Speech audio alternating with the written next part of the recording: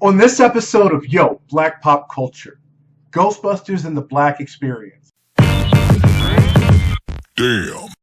I was 8 years old when the movie Ghostbusters was released in June of 1984. Once we were finally able to see it, I was fascinated by the khaki coverall-clad, proton pack-packing, ectoplasmic residue-collecting Ghostbuster. You had Bree Stance. He was like the heart of the Ghostbusters. He's like the inner fanboy in all of us. And then you have Egon Spengler, the brains behind the Busted. He was able to capture, contain, and confine paranormal entities in 1984. 1984. I mean, the rest of the country was flipping out over the original Macintosh commercial. Just the commercial. And then you have Peter Venkman. He was like the mouthpiece of the Ghostbusters. He was cynical, wisecracking, patronizing, but he was the everyman, the one that you could relate to. He just happened to have PhDs in parapsychology and psychology. But what about the fourth Ghostbuster? You know, the black guy. Yeah, the one who answered the help wanted ad to become a Ghostbuster after business started picking up? Winston Zeddemore.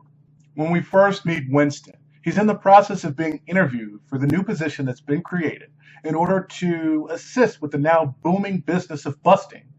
In fact, his first line in the film establishes the tone of the character. If there's a steady paycheck in it, I'll believe anything you say.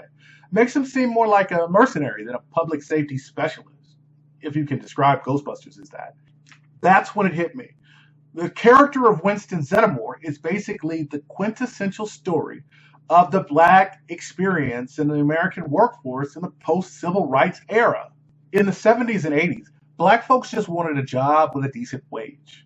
It didn't matter too much what it was.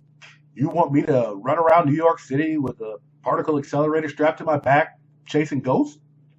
Will I get paid? Sign me up.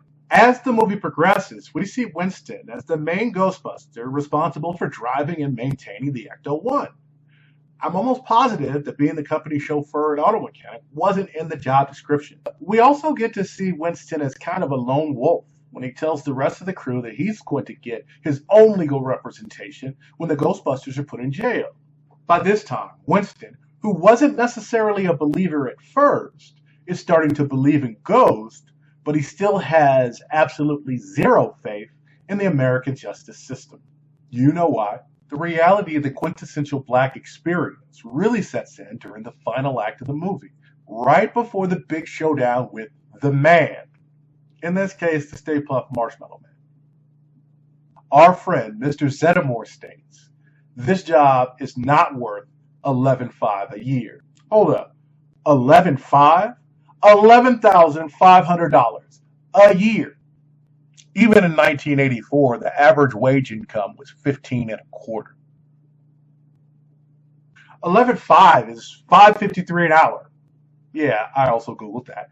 I bet Venkman, Stance, and Spengler were making more than $5.53 an hour. You know why. Thanks for watching this episode of Black Pop Culture.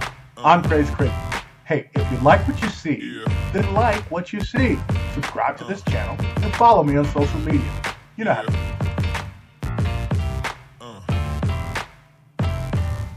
Have you ever felt